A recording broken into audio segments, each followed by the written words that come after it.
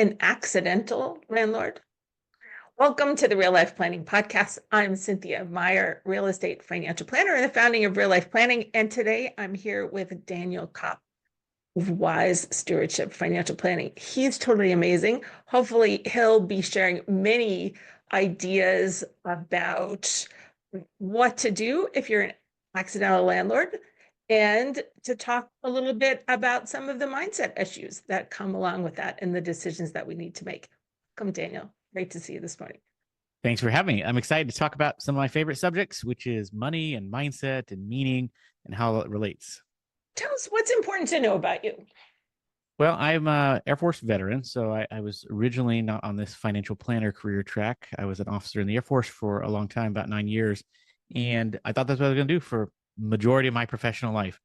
Some life events intervened, and the short version of that is my late wife, Sarah, became pretty ill. I was her primary caregiver, and ultimately she went into hospice and then died in 2017. So that kind of really altered my life course.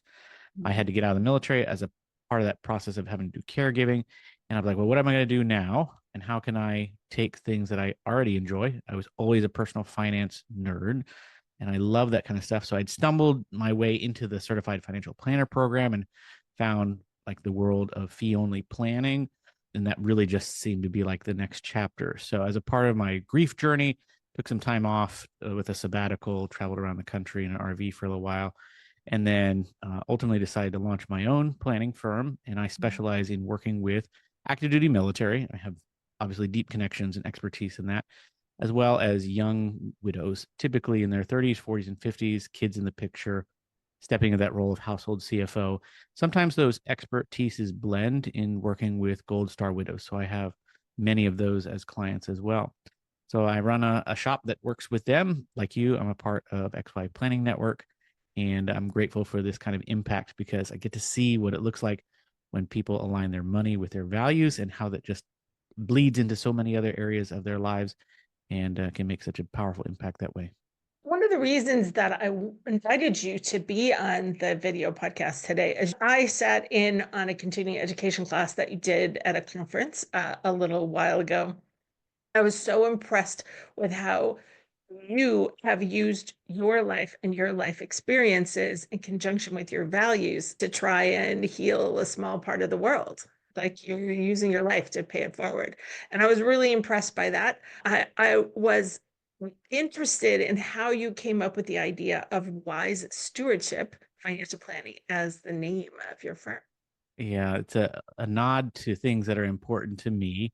There's a little bit of reference to those who probably have like studied things like in the book of Proverbs from the Bible. So there's a biblical theme there that's been important to me in my life going back years. And then the wise piece is, right, we are entrusted with these resources. Money as a tool can be used for good or bad. And especially when we think about like stewarding or using it well for other people, goes back to the idea of an ancient steward. Probably the most prominent example I know in the Bible is like Joseph, who is given charge of someone else's house and property. Very common in the ancient world. That household manager who didn't own any of it, but was responsible for the day-to-day management of it on behalf of. So there's that fiduciary relationship almost implied there, even to how they were taking care of it for someone else. So that was meaningful to me, and I wanted to put that into it. So it's a little nod to some personal convictions and values and what I was hoping to do as a client relationship when I get to be the financial planner, come along and help these people steward it in their own lives, but also in that seeing it as my role as well. Yeah, such an evocative word. As someone who works with folks in the military, there are many accidental landlords. Can you break that down for us and talk a little bit about what often faces people in active duty and how that integrates with real estate decisions? Yeah, so I did not coin the term. I don't know who it's originally from, but I see it talked around a lot in our military space. And so the idea is people in the active duty are going to move around, or PCS, permanent change of station, pretty regularly, every couple of years for the most part.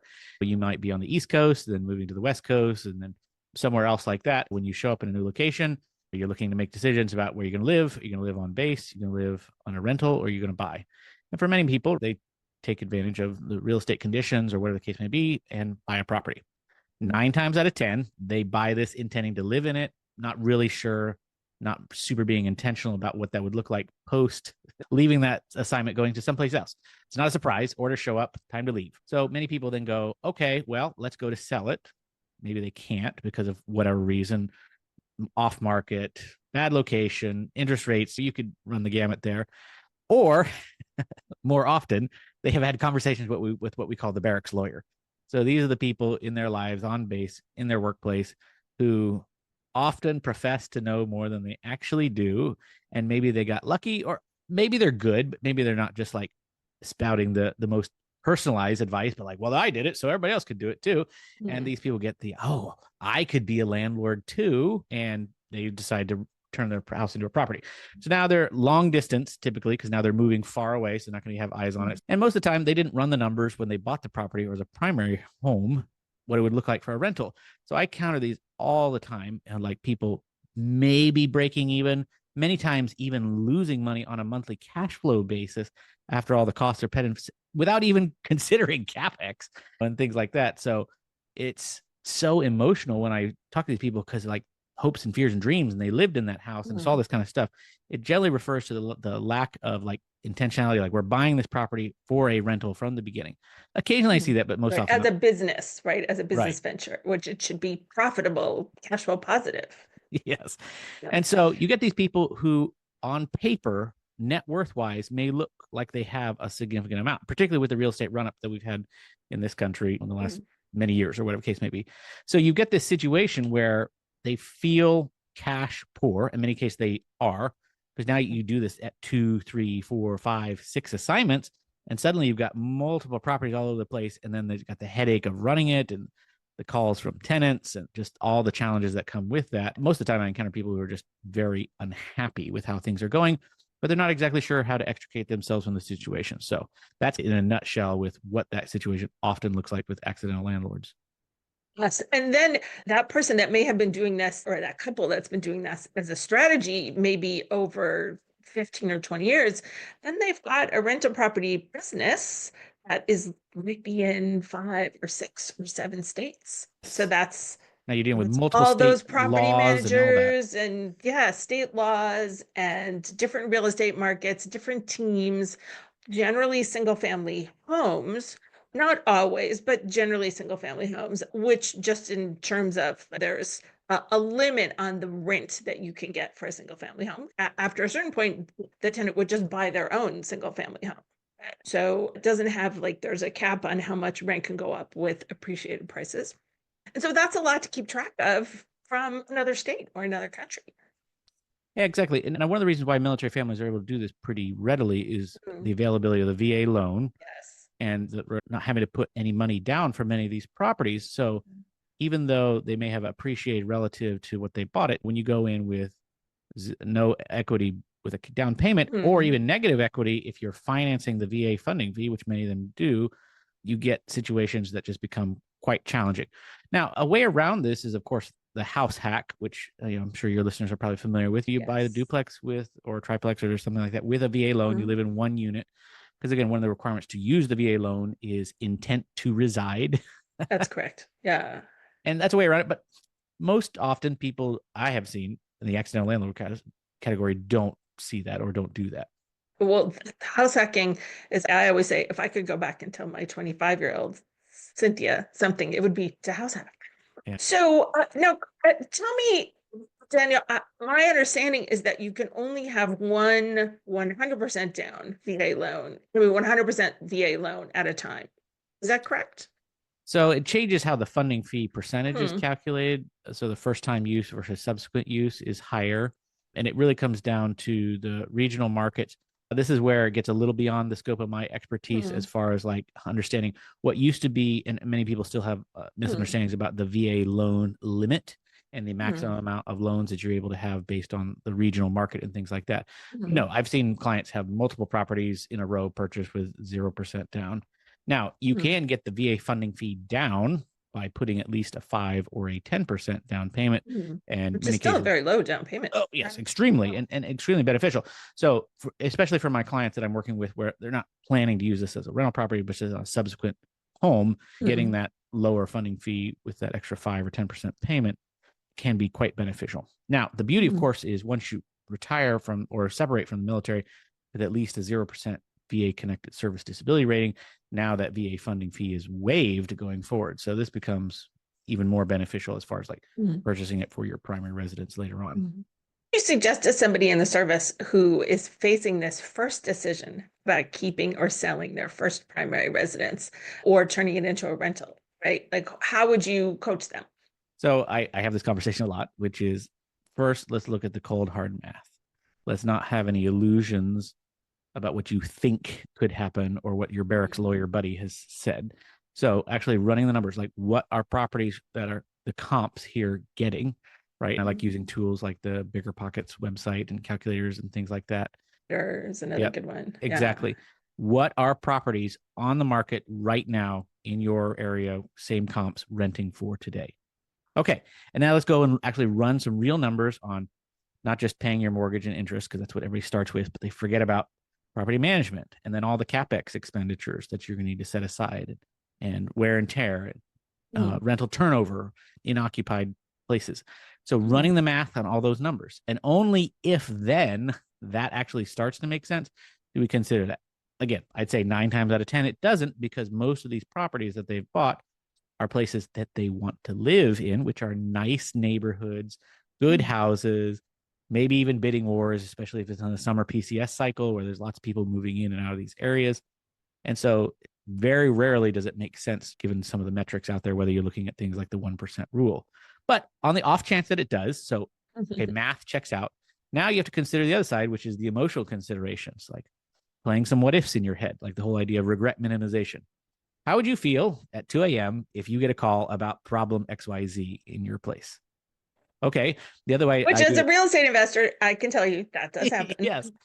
I also call the other step I call it is my landlord inoculation program. So just like you want to vaccinate against some of these diseases, there's a couple of Facebook groups out there. One of them is called Military Landlords. And I make them join this group on Facebook, and you have to watch the traffic in there for at least 30 days and just see horror story after horror story after horror story of everything that could go wrong. Not saying that it would with your property, but all the things that could go wrong.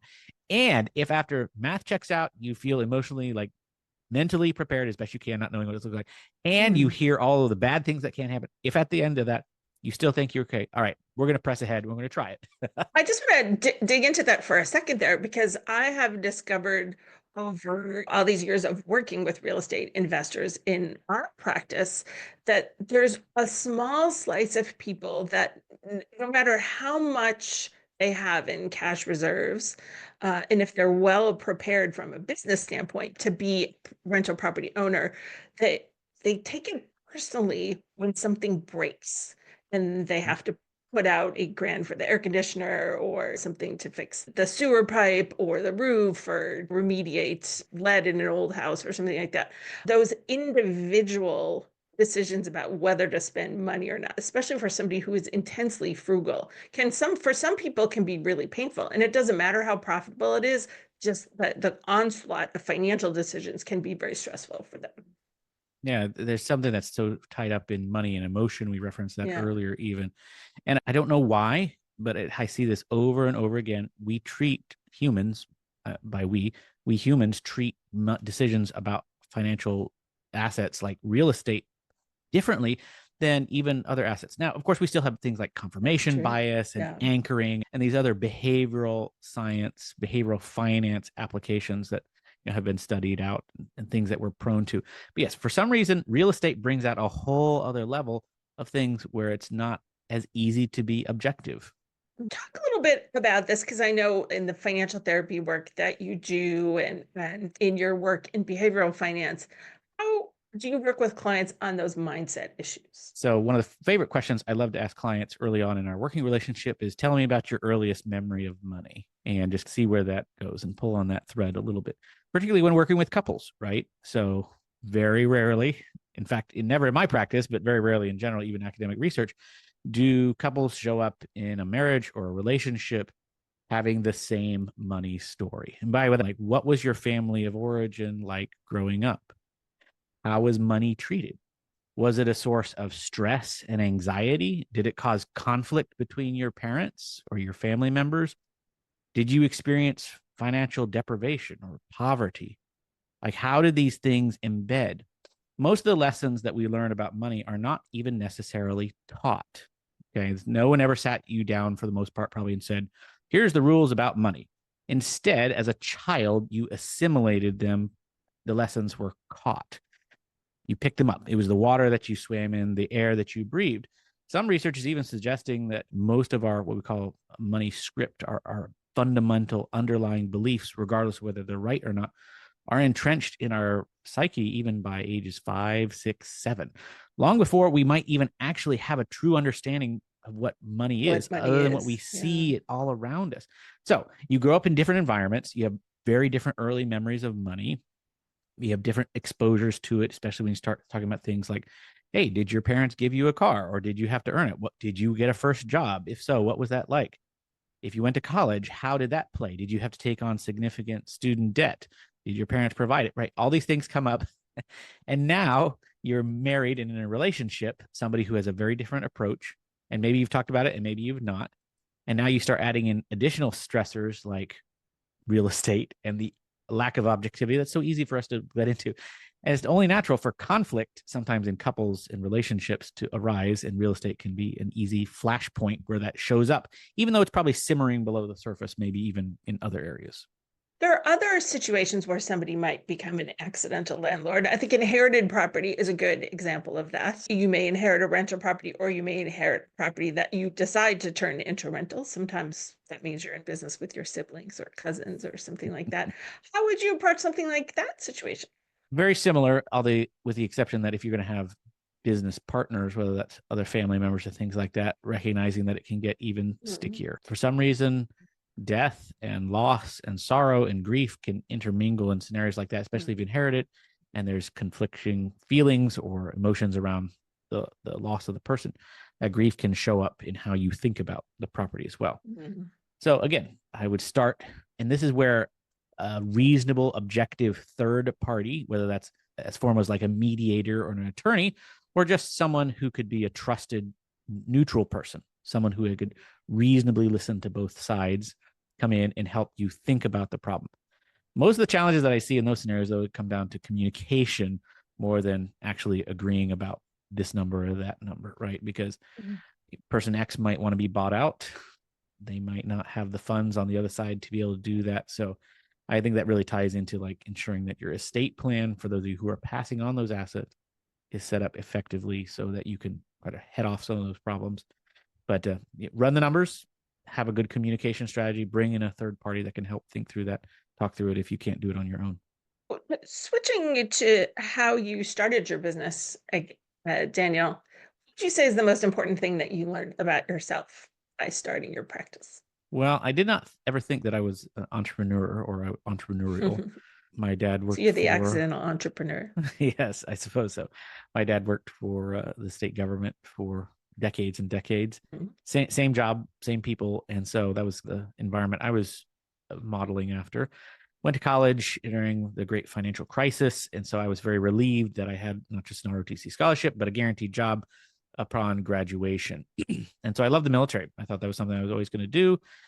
In some ways, government, military, all that kind of stuff is like the epitome of secure, not the entrepreneurial side. So I did not realize that this was something that I would be interested, much less that I would enjoy it and be as good as it. But it's taken a lot of mindset growth and personal coaching and reading resources and talking to other people on this side of it. But back to that whole couple thing, right? My wife is very different. So I'm now remarried, and my wife Anna and I have very different approaches. We like to joke that I'm the director of speeding things up and she's the director of slowing things down, especially on the entrepreneurial side. Like right now, we're even considering another business venture to start up in parallel with my planning firm as I think about growing and hiring and scaling and all these kinds of things. And so that relates to this idea that in a marriage, communication is going to be the most important thing, making joint decisions that both of you can sleep well at night with, versus one person driving the train and saying, nope, this is what we're doing, regardless of how the other person feels. I always say that marriage is, of course, a spiritual and a romantic and a parenting partnership, but it's also an economic partnership. And when both spouses are rowing in the same direction, that can be really powerful. Yes, indeed. Did you have a mentor? I've had several on the financial Mhm. planning side of things, but honestly, I've learned as much from peers in the same stage. So I'm part of at least 4 mastermind groups. So some of them are other planners who launched firms right around the same time as I did. So we've been at the same phase of life and business. And there it's easy in the beginning to all complain about the same things because you feel it. You're in that similar stage, the camaraderie. And then I'm in a couple of other groups. Some of them meet biweekly, some of them meet monthly, and some of those are oriented around the specific niche, the type of work that we do. So it's expertise related. Mhm. And others are just like-minded, but maybe trying to build different things and gaining inspiration and examples. And then, of course, then the idea of like, I don't have to learn every lesson the hard way on my own, but I can glean from these expertise. So there's certainly parallels there in any kind of business or life. The whole idea of together but not alone when you're doing this. So these people don't have any equity in my business, nor do I in theirs. But yet when we come together, it's truly a cooperative venture. We are selflessly sharing anything and everything.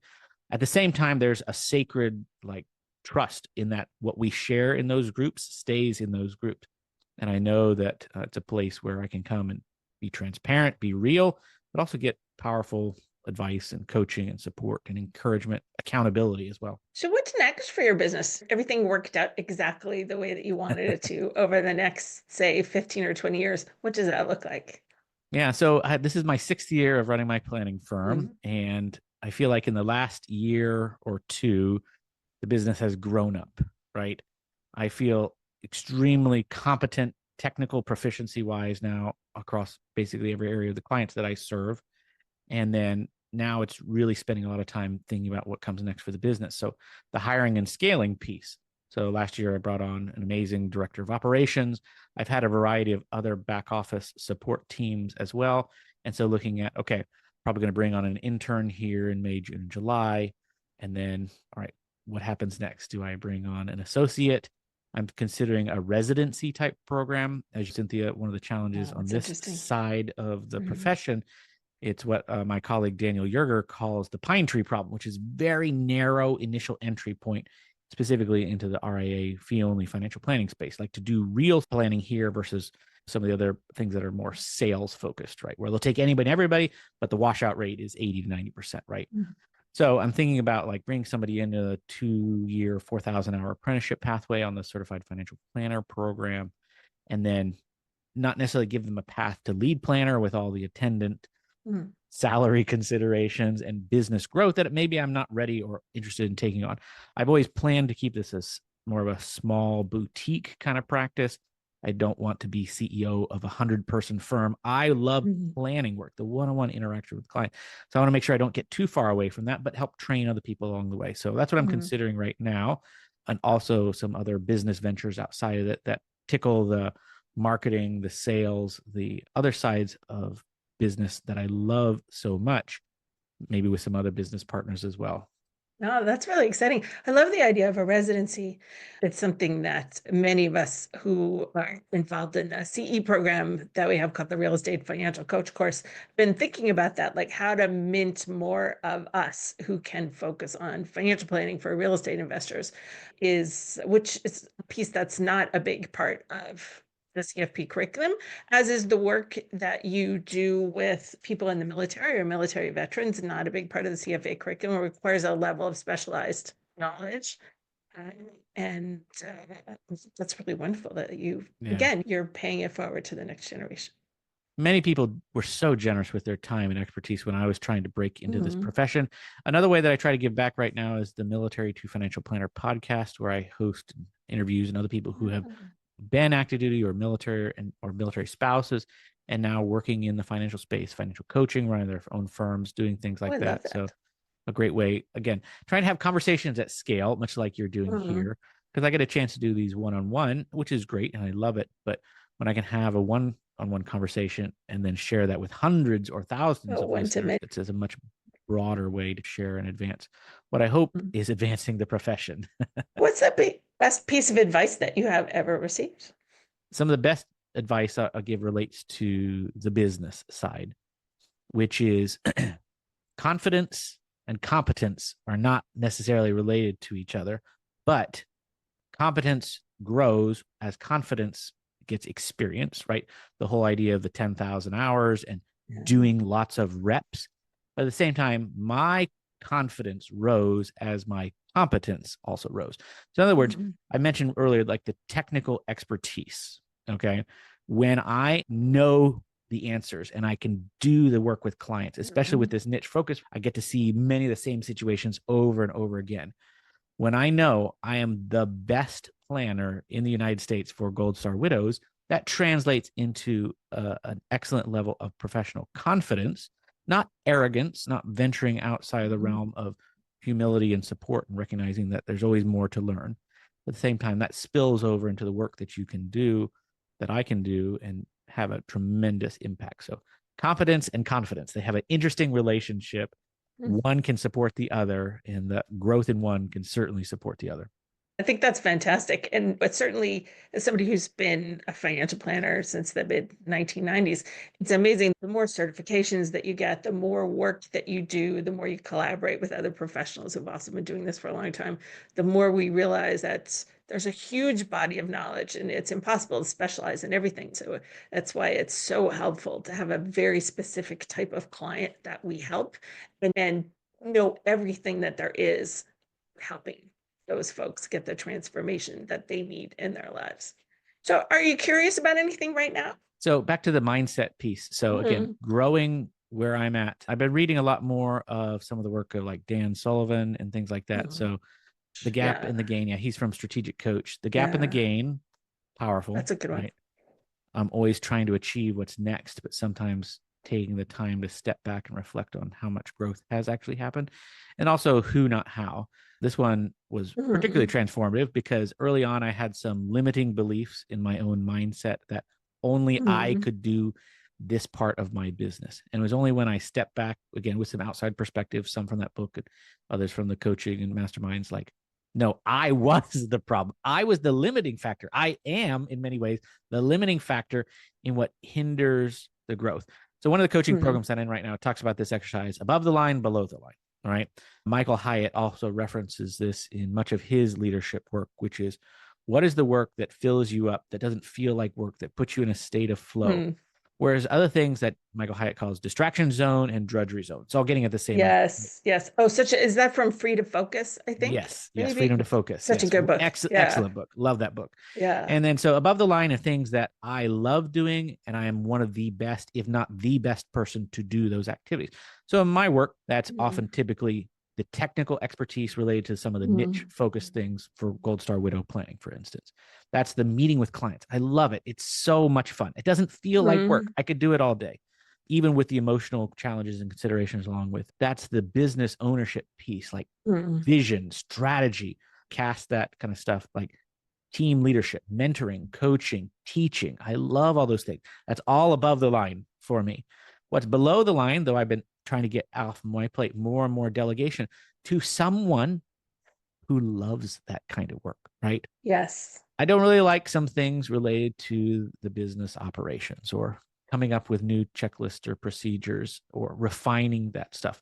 But I found people who get absolute joy out of doing those kinds of things, right? And as a business owner, when I am not the blocking point or the sticking point and giving it to someone who finds that work meaningful, enjoyable, making a great workplace culture, paying well, helping people find and discover their own strengths, it's just transformative for me personally. What has happened when I have learned those lessons myself, gotten myself out of the way, and shifted the mindset. Yeah. Have you ever taken this quiz or read the book? I think it's called The 6 Types of Working Genius. I have not. No, that sounds fascinating. Oh, so good. What's Patrick? Lencioni, I think is his name. We can put it in the show notes. There's a short quiz that people can take. It's good for the whole team to take it in organizations. Similar to the Myers-Briggs, you get a type, but it's a much faster process. It talks about how people communicate and make decisions within organizational structures. And it's really fun. It's brilliant. It's good for the whole team to do it and then to compare Yeah. across the organization. I recently read a book was called At Your Best. Was it it's like productivity, time management and productivity take on things, very complimentary to the Michael Hyatt book that you represented. And I just read that recently, so I'd recommend it. I liked it a lot. Fascinating. Yeah. My reading queue is always at least 20 deep. I find that again, in entrepreneurship, right? If you Aspirational book buying. I totally am with you. I'm with you yes, there. yes. Yeah.